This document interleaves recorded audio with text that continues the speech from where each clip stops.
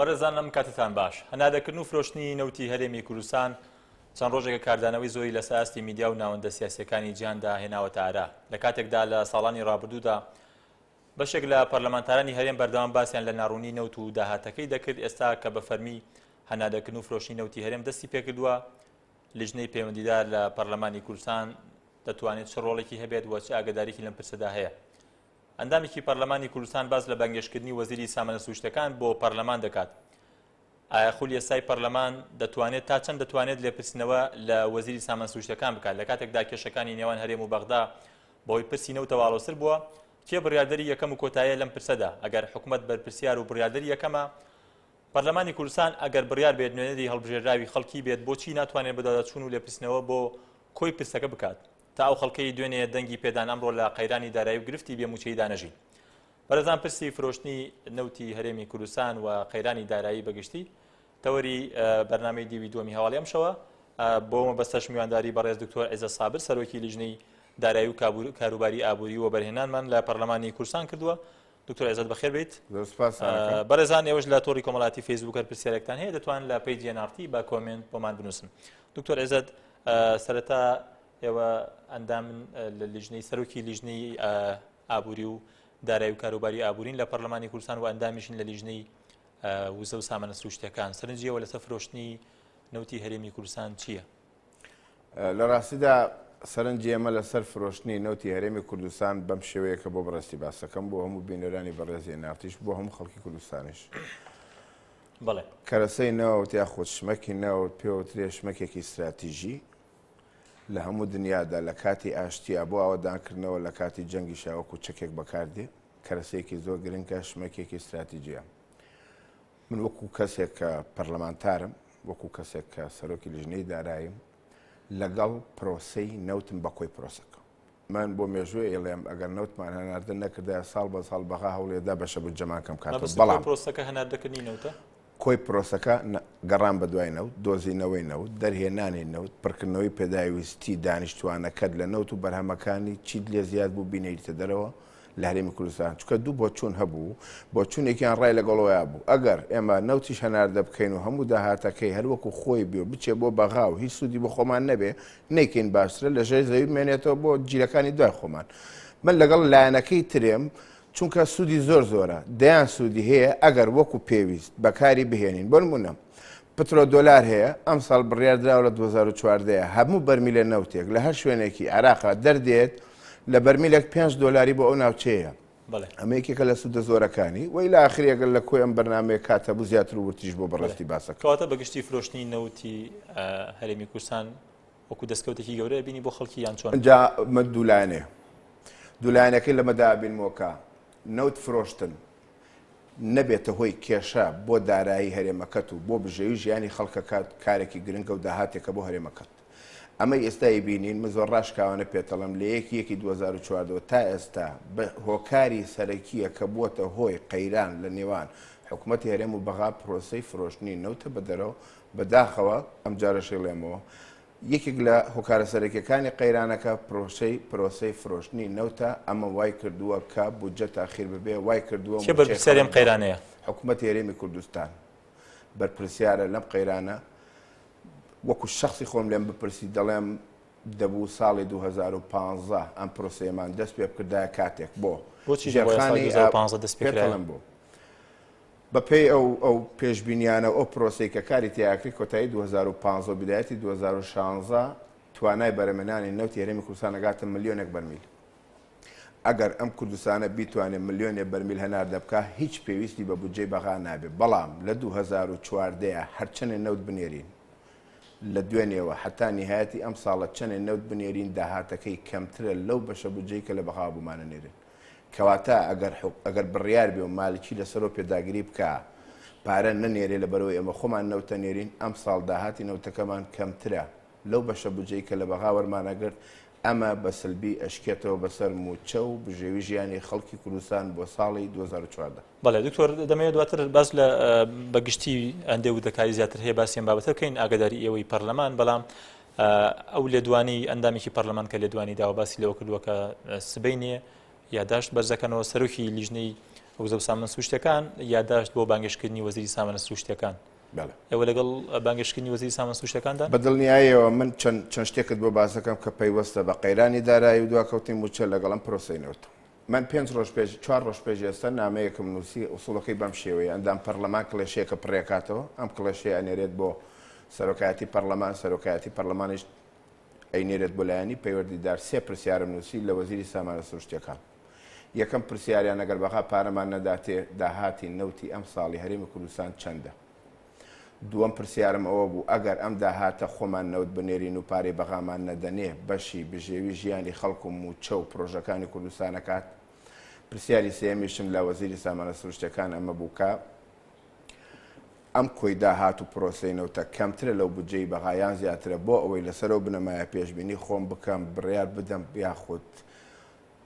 ڕوونکردنەوەی خۆم بدەم لەسەر ئەوەی ئەم پرۆسەینەوتە لەم ساڵدا ئەبێتە هۆی خۆشگوزرانی بۆ خەڵکی کوردستان یاخودنە چاوەڕێی وەڵامی هەرسێ پرسیارەکە دەکەین. هاوکارم پەرلەمانتارێکتری هاوکارم لە لیژنەی سامانە سروشتیەکان داوای ئەوەی کردووە کە نەخێر وەزیری سامانە سروشتیەکان بێت بۆ لیژنەی سامانە سروشتیەکان نەک بۆ پەرلەمان بە لیژنەی سامانە سروشتیەکان هۆڵێکە یەکێکە لە هۆڵەکانی پەرلەمان. ئەی چەند ڕێگەیەکت لە بەردەمە نووسراوە بێ بەسەرۆکی پەرلەمان بانگی کەی بۆ یەکێک لە دانیشتەکانی پەرلەمان یان بانگێشتی بکەی بۆ لیژنەی سامانە سروشتیەکان لەوێ لیژنەکە لە 11 کەس پێکاتوە ئەم 11 کەسە سەرجەم پرسیارەکانی خۆیان ڕوبەڕوو بکەنەوە وەڵام بداتەوە دوایی بۆ خەڵکی ئاشکرا بکەن کە ئەمە پرۆسەی نەوتە کەواتە ئەمە ئێوە داواتان کردووە لێ پرسینەوە نییە تەنها پرسیار و وەڵامدانەوەیە چەند ڕێگەیەکێ میوانداریکردنە ئەڵێ بفەرموو بۆ لیژنەکەما بۆی ئەم پرسیارە نەمان بۆ ڕوونکەیتەوە ڕێگەیەکی تر هەیە بۆ لێپرسینەوە هەر لەناو هۆڵی پەرلەمانە و بە ئاشکرا و بە ئێوە توان لێپرسینەوە لە وەزیری سامانە سروشتیەکانی ئەمە بەیت القەسیتەکەیە من لێ ناژارمەوە ئەمە بۆ مێژوو دەیڵێم نووسراوێکم ئاراستەی کۆنووسێکمان وەکو لیژنەی دارایی ئاراستی سەرۆکایەتی پەرلەمان کرد وتمان ئەم پرسیارانەمان هەیە لە سەرۆکی حکوومەتی هەرێمی کوردستان کە ئەم قەیرانی دارایی هۆکارەکەی چییە کەی چاک ئەبێت بۆی موچەخۆری ترەوەندە چاوەڕێ نەکا سەرۆکایەتی پەرلەمان وەڵامی داینەوە کە وەڵامەکەی خراپ بوو لێ ناشارمەوە ببوورەوتی ئێوە خولی چوارەمی پەرلەمانن ئێوە متمانەتان نەبەخشیوە بە کابینەی حەوتەم متمانەتان بەخشیوە بە کابینەی هەشتەم کە هێشتا دروست نەبووە بۆیە ئازادن لەوەی پرسیار ئەکەن بانگێشتنامە ئەنێرن لێ پرسینەوە ئەکەن سەرۆکایەتی حکوومەت وەزیرە بەڕێزەکان مافیان هێنێن و ئەشتوانن بێن ئەو وەڵامی ئەو بەڕێز ڕووی یاساییەوە ئێوە دەتوانن لێپرسنەوە لە وەزیر و کاربەدەستەکانی تریشی حکوومەت هێرم بکەن و کاربەدەستەکانی لە کابینەی حەوت نەخێر بە پێی یاسا و بە پێی پەیڕێی ناوخۆی پەرلەمان و بە پێی یاسای هەڵبژاردن ئێمە ناتوانین محاسبەی کەسێ بکەین کە ئێمە دامان نەناوە بەڵام هەر ئەمەش وەڵامەکەی سەرۆکایەتی پەرلەمان نەبووە ئەوەش هەمان وەڵامەکەی سەرۆکایەتی پەرلەمان بوو بەڵام بەدیلی تر هەیە ڕێگەی تر هەیە ئەڵێ تۆ وەکو پەرلەمانتارێک فۆرمێکەیە فۆرمی پرسیارە پڕیەکەیتەوە ئاراستی کێت بێ ئەیکەیت چ مدیرە عامێک چ وەزیرێ لە حکوومەتە ئەو مافی هەیە وەڵامت نەداتەوە و ئەشتوانێ وەڵامت باتەوە بەڵام ئێمە بە دڵنیاییەوە لە ئەرکەکانی خۆمان ناوەستین یعنی تۆ ئەوە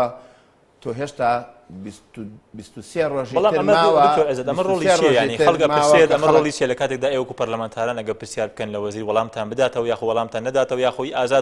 ئازاد بێ لەوەی کە بتوانێت وەڵامتان بداتەوە ینی گرنگی چییە لە کاتێکدا ئەگەرەوە نەتوانن لێپرسینەوە بکەن لە وەزیر کێشەکە یاساییە کاک فەرمان تۆ دەنگە بە کەسێ داوە بێ ئەو کەسە بانکی محاسبەیک ئەبێ ئێمە حکوومەتێک دروست دەکەین ئەم حکوومەتە دروست نەبوو ئەمە هێنە بەڵام ئەمە تەبریر نییە ئەمە یعنی چۆن ئەڵێ تینوێتی خەڵک ناشکێنێ ئیستا من هاتوون بۆ بەرنامەیە بۆ ئەوەی من نەیزانم کە خەڵک نایزانێت بۆی ڕوونکەم و لە ڕێوە پرسیارانەی کە تۆ لێمەکەی بۆ نمونە ئەم داهاتینەوتە چەند دەبێ ئەگەر بیفرۆشنەوەی کە من نەیزانم وەکو کەسێک کە شارەزاییم لە ئابوورەکەیە وەکو تریش کاری پەرلەمانتار دەسەڵاتی یاسادانانە چاودێریکردنی کاری حکوومەتە بە من ئەڵێ من ئەچم ڕاقەباکەم متابعی ئیش و کاری وەزارەتی دارایی وەزارەتی سامانە سروشتیەکانیش ئەەکەم ئەڵێم ئەمەی کە کردوتە ئەمەی باشە ئەمەشی خراپە ئەبێت چاکی کەن ئەمە کێشەکەیە خەڵکی کوردستان خەتاکە هیچیە هی حکوومەتە بەڵێ دوکتۆر کەواتە ببوورە من مەریوان بووم ئەگەر وەڵامەکان بەدڵی ئێوە نەبوویەوە تەنها ڕانی ڕاگەنداوێکتانە بێ بۆ خەڵکو بۆ ڕایگەشتی و تەنها ئەمە بەس نا بەدڵنیایەوە نەخێر بەدڵنیایەوە لە هەموو لەعنی چۆن بتوانین لە چ ڕێگەیەکەوە چ وەسیلەیەکمان لە بەردەما بێ ئێمە پێشەمو شتێک هەر پرۆسەکە چۆن بوو ئاوا ئێمە خۆمان بە نوێنەری خەڵک دەزانین سەرجەم چین و توێژەکان بۆیە خواست و داواکاری و پێداویستی و کێشەیەوان هی هەمومانە تەنها ئەوە کافی نییە وەزیری سامانە سروشتەکان بێتە هۆڵی لیژنەکەمان و مەجموعەی پرسیاری لێ بکەن وەڵاممان باتەوە و بڵاویکەنەوە هەر بەسیترین شت راپۆرتێک وەزارەتی سامانە سروشتەکان بڵاوی کردوێتەوە کاڵێ داهات و خەرجی و قازانجی نەوت ئەمەندەیە ئێمەی پەرلەمانتار بەخۆشمەوە من قەنەعەتم بەو ژمارانە نییە بۆچی لەبەرەوەی داهاتەکەی کەمترە لەوەی کە بە پێی پێوەرەکان و بە پێی عەقدەکان و بە پێی ئەو ژمارانەی کە پێشبینی دەکرێت ئەوە بێت بۆ نمونە لەبەرەوە کەواتە کاری پەرلەمانتاری تەنها و تەنها ئەوە نییە لە کەسێک لە وەزیرێک بپرسی وەڵامت باتەوەی تر بڵێ ئەوە ئیشی من تەواو ئەبێ بەدوای بڕات بەو ژمارانە نییە کە وەکو داهات وەزارەتی سامانە سروشتەکان لە بەشێکی بڕوان پێێتی بەشێکی بڕوان پێ نیە ئەوەی کە بڕوان پێێتی ئەمەیە چەند عەقد کراوە لە چەند شوێنی کوردستان نەوت دەرەهێنرێ پرۆسەی نەوتەکە بۆ نمونە چەنی بۆ ناوخۆیە چەنی بۆ دەرەوەیە چەنی وەکو نەوتی خاوە نێرێ چەنی ئەکرێ بە بەرهەم بڕوان بەوە هەیە کە ئێستا بانزین لیترێ بانزین بە 500 دینارەوە درێ بە هاوڵاتیان ئەوە بەرهەمی وەزارەتی سامانە سروشتیەکانە بڕوان بەوەشەی ئەو 500 دیناری کە هاوڵاتێکیدا بە لیترێ بانزین خەرجی تێچوونی ئەو بانزینە زۆر لەوە زیاترە حکوومەت ئەم پارەیەدا بەڵام لەو لاشەوە هەر ساڵی 2009 وەزیری سامانە سروشتیەکان باسی لەوە دەکرد کە 5 میلیارد دلار شیرینی نەوتمان هەیە لە راپۆرتەکەیانە سێ نووسراوە کە ئەم راپۆرتە هی 2013ەیە کە ئەو وتەی ئەو بەڕێزە هی 2009 ئێوە ئەتانەوێ بدەسن بۆ ئەوەش بکەن کە لە ڕابردوودا هەبووە بە دڵنیاییەوە تۆ لەو ڕۆژەی پرۆژەیاسای نەوتوغاز لە هەرێمی کوردستانە کاری پێدەکرێت لەو ڕۆژەیەوی پرۆسە چووکە بۆ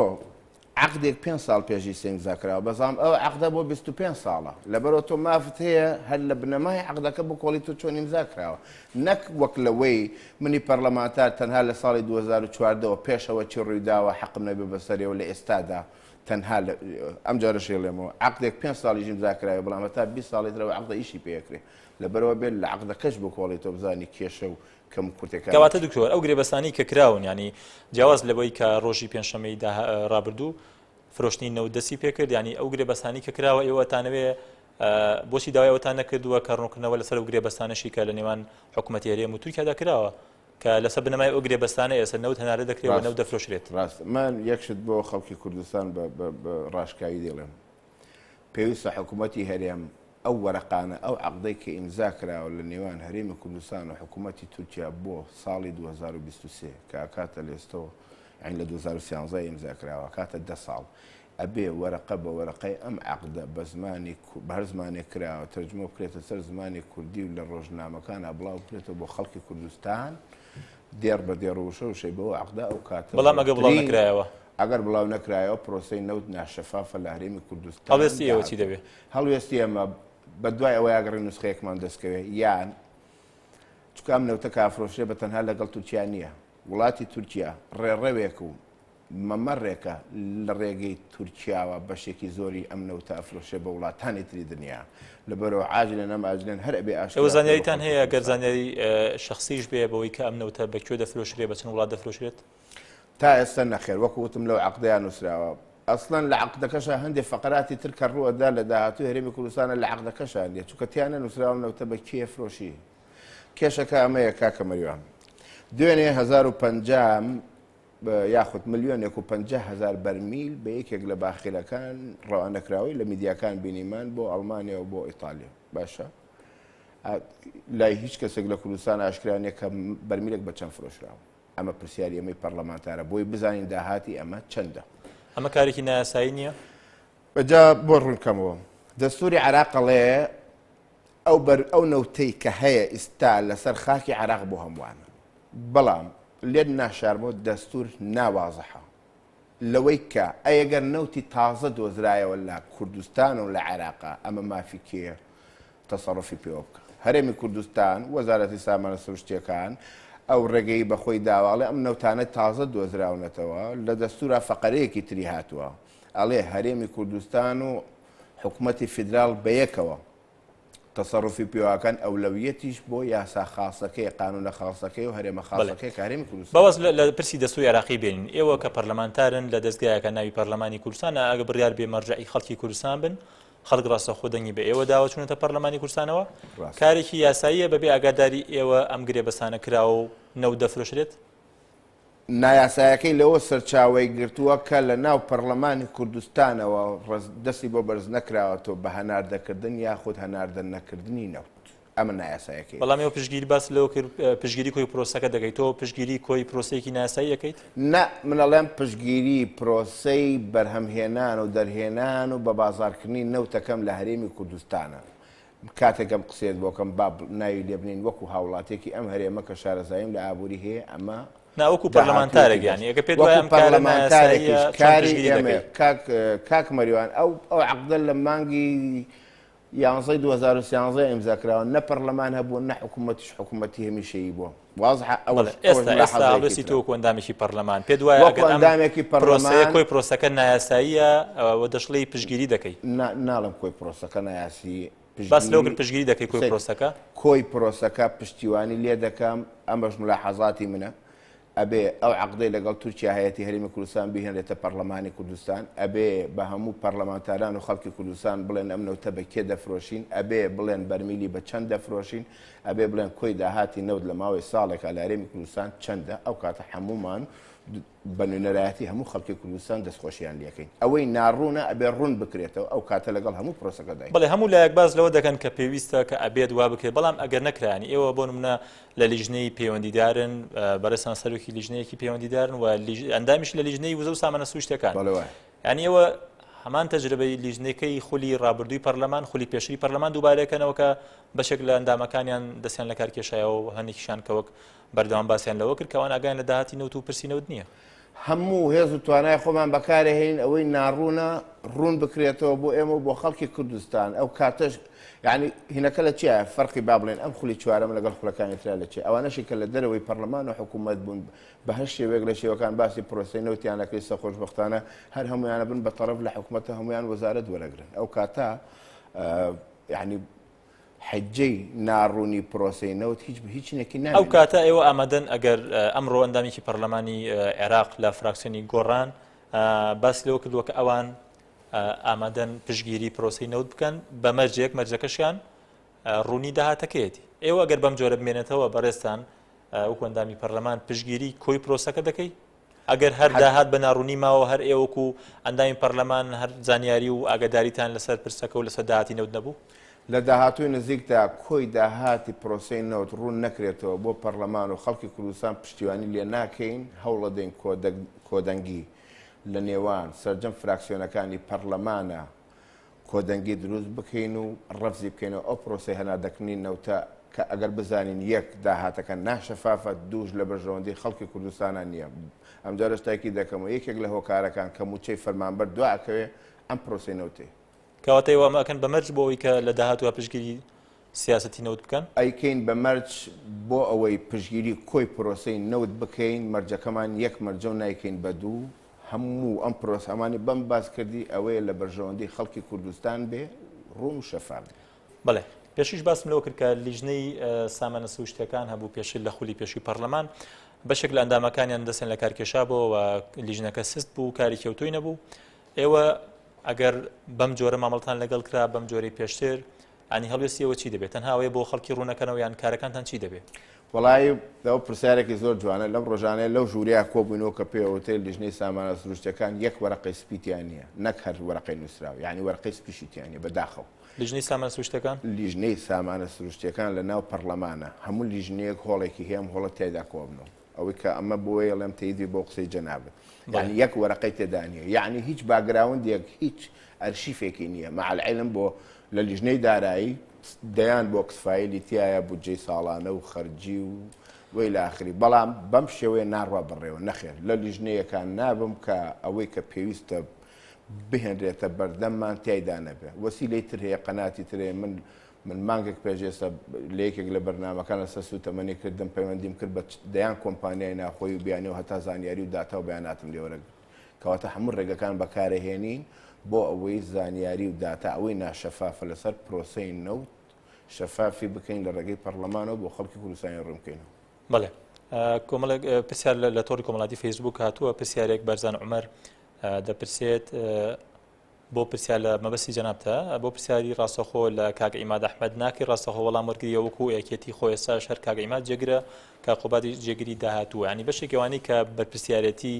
پرسی نەوتە خەنە سەر لایەنێکی سیاسی دیاریکرا و پێدوانی و لایەنە سیاسیشی کە بەڕێستان بەسمێکێتی نیشتیمانی کوردستان ئێستانداین پەرلەمانن لە ڕێگەی ئەوە چونتە پەرلەمان خەڵدەنگی پێداون ئەم بەرپرسیارەتی ناڕوونی داهاتی نەوتەوە ئەم کەم کوڕانی کە تۆ باسی دەکەی ناکەوێت سەرشانێکێتیش بەدڵنیایەوە بەڵام با ئەو پرسیارەی کە بەردەوام لە کاک عیماد دەکرێ و یاخو بەناوی کاک عیماد و کاڵی ئاگام لە پرۆسەکەی من تۆزێک زیاتر باسکەم لەوەی کە بیستراوە لیژنەیەکێ لە کوردستانە پێوترێت ئەنجومەنی باڵای وزا لەم ئەنجومەنە سەرۆکی حکوومەت و جێگرەکەی وەزیری سامانە سروشتیەکان وەزیری پلاندانان وەزیری دارایی سکرتێرێکیش ئەمانە هەموو پرۆسەی نەوت لە 2004 هەتا ئێستا لەسەر ئەستۆی ئەمانە بوو ئەمانە بڕیارە دەن چەند عقد ئیمزا بکرێ ئەمانە بەڵام ئەم شەش کەسە هەر شەشیان ئاگاداری هەموو داهاتەکەنی هەر شەشیان دوای تەنها یەکێتیەکان ئاگادار نین نە تەنها یەکێتیەکان نیەن لە ناو پارتی شاتیایەتی کاگای لێنی بۆ نمونە بۆ تێنمەوە ئەوەی ناڕوو نە ئەمەیە عقدە ئیمزاکرێ کێ لە حکوومەتا بێ هەردووکی ئاگای لێ لە عقدەکە لەگەڵ چ وڵاتێکە و لەسەر پرۆسەی بەرەمێنانی نەوتەکە لە هەمووی ئاگادارە من یەکشتت بۆ یانمەوە کە بۆ نمونە چۆنەڵی تەبری ئەزیمەی یەکێتی لی یەکەم بە عیماد ئەحمەد و بە خوبەت تاڵبانیشەوە ساڵی 2009 کاک ئاشتی هەورامی لە میدیاکان لە تەلەڤیزیۆنەکان وتی 5 ملیار دۆلار شیرینی نەوتمان وەرگرتووە 2009 بۆ 2013 دەکات 4 ساڵ ئەوە چۆنەڵی من بە حاسیبە حسام کردو بەلایەنێکەمەوە ئێستا ئەبوو 10 ملیار دلار بەس داهاتی شیرینی نەوتمان هەبوایە لە کاتێکە دوایین راپۆرتی سامانە سروشتیەکان مانگە پێش ئێستا بڵاو کرایەوە تیایدا 3 ملیار دلار داهاتی گرێبەستە نەوتەکانی تێدا کەواتە 7 ملیار دلار دیار نییە بنمونە ئەمانە ڕقەمی نزیکەین ئێوە ئەتانەیە بدەدەچون بۆ ئەو 7 ملیارش بکەن بەدڵنیاییەوە من کاتێک ئەو راپۆرتی ئامادەیەکان ئەگەر هەموو ئەمانەی تێدا بوو ئەو کاتە چۆن پارتی ئاگای لە هەموو شتێکە ئاواژێکێتی ئاگای لە هەموو شتێکە بەڵام کام راپۆرتە ئامادە دەکەی بڵاوی دەکەیەوە من دەیان ملاحەزەمەیە ملاحەزاتەکانی خۆمت پێڵم ئەگەر وەڵامی پرسیارەکانمەتدایەوە ئەڵم ئاگام لە هەموویەتی ئەگەر نا ئەڵم نەخێر من لەگەڵ عقدەکانی ئیمزام کردووە ئەزانم لە کوێن نەوتە ناردا ئەکرێت چەند بەرمیل نەوتەوەی لە ئاخری بەڵام ئەم پارەی ترکووە کەواتە هەندێک ئەوانەی کە تێبینیان لەسەر پرسی نەوت و داهاتی نەوت هەیە دەڵێن کە بۆچی پەرلەمانتاران پرسی شەفافی و ڕوونی داهاتی نەوت ناکەن بە مەرج بۆ متمانەدان بە کابینەکە بەتایبەت بە خودی وەزیری سامان سروشتیەکان والله ئەوە تەواو لە شوێنی خۆیەتی یعنی ئێستا ئێمە 25 ڕۆژمان ماوە بۆ ئەو ماوەی کە سەرۆکی هەرێمدایەتی بە دروستکردنی کابینەی تازەینەوە هیوادارم هەموو فراکسیۆنەکان جەخر لەوە بکەنەوە متمانەدان بەوە بێ لەسەر ئەو بنەمایە بێکە مادەم ئەم پرۆسەینەوەتە خەریکە وای لێ هەیە داهاتووی هەرێمی کوردستانی پێوەبەندە داهاتووی سەربەخۆبوون و بەڵێ هەڵوێستی ئێوە چی دەبێت ئەوکو فراکسیۆنی خۆتان بەڕێستانەوە کۆندامی پەرلەمان ینی شتێکی وا هەیە لە بەرنامەتان ئەگەر ئەمە بە کارێکی بە ئەولوێتی کارەکانتان دەزان کە ئایندە و داهاتووی وڵاتی پێوەبەندە لە لیژنەی سامانە سروشتیەکان پلانماندانەوە هەرسبێنەیە یادداشتێک بدەین یاخۆت پرسیار ڕەوانە بکەین لە ڕێگەی سەرۆکایەتی پەرلەمان بۆ وەزارەتی سامانە سروشتیەکان بۆ ئەوەی وەڵامی سەرجەم ئەو پرسیارانە بنەوە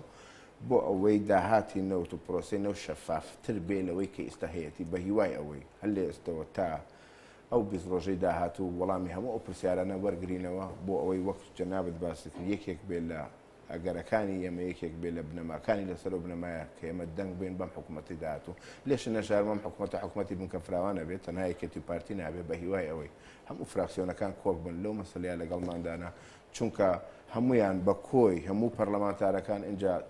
نوێنەری دەنگدەران و یاخود خەڵکی کوردستان بەڵێ پێ وایە لەسەر هەنادەکردنی فرۆشتنی نەوتی هەرێمی کوردستان بە دیاریکراوی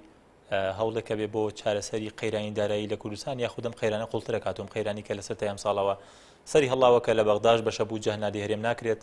پێ وایە ئەم هەوڵی فرۆشتنە بەردەوام دەبێت سەر دەگرێت دواتر کوردستان بە ئاراستی سەربەخۆیی ئابووریا دەبات وەک باز دەکرێت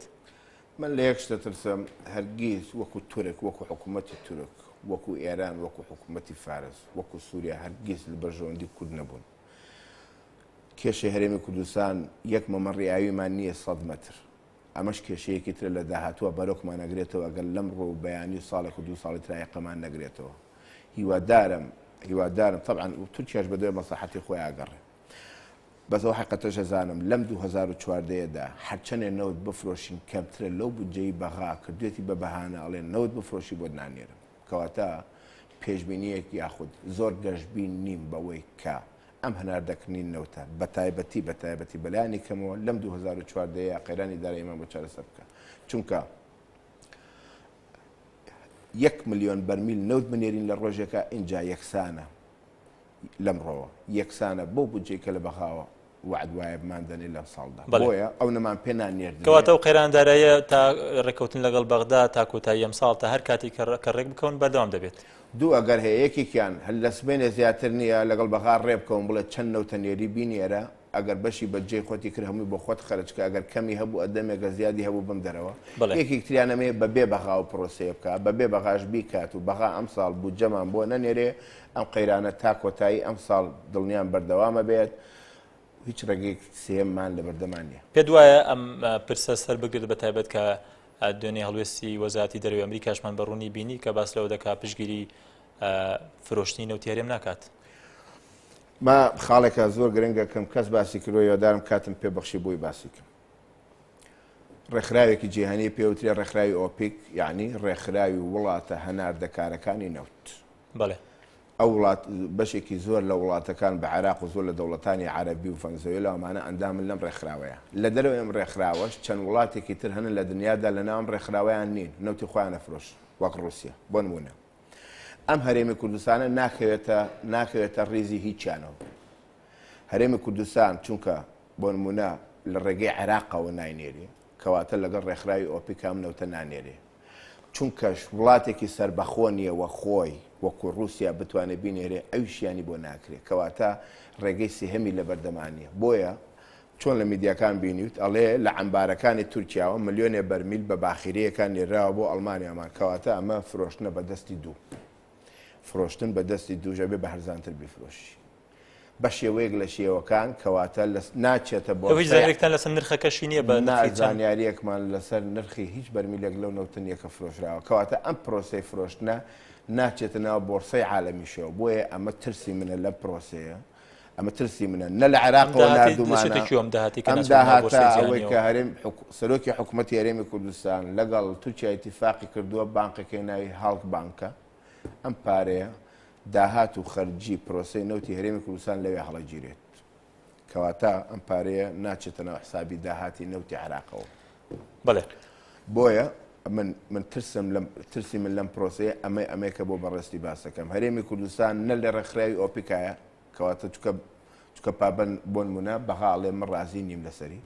نە وڵاتێکی سربەخۆشین خۆمان بچین لە بۆرسەی عالەمیە عەرزی نۆتەکەمان بکەن و بڵێن بە نرخی جیهانی ئەیفرۆشین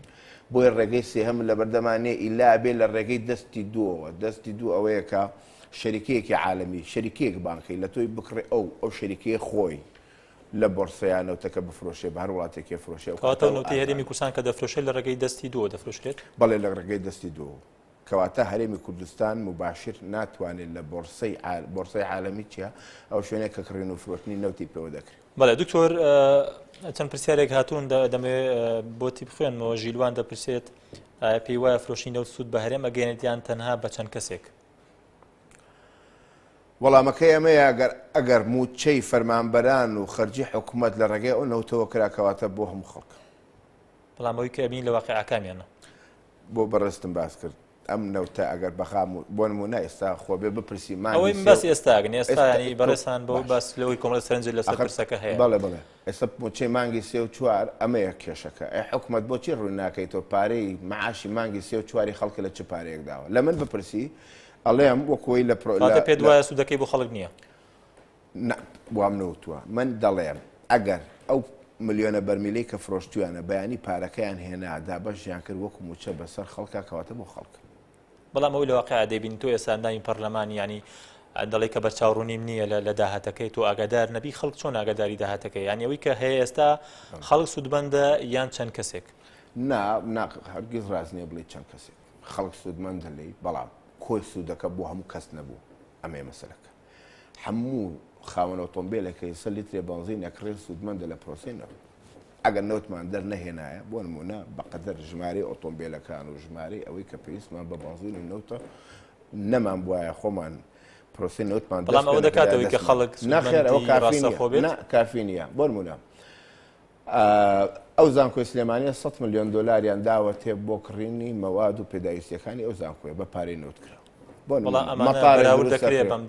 دڵنیام نەخێر دڵنیام داهاتی پرۆسەی نەوت لەوە زیاترە وەک ئەوەی کە لە ئەرزی واقعا بۆ خەڵک خەرجکراوە ئەمە پرسیاری منی شەو هەوڵێکی جددی ئەدەم بۆ ئەوەی وەڵامەکەیم دەستکەوێت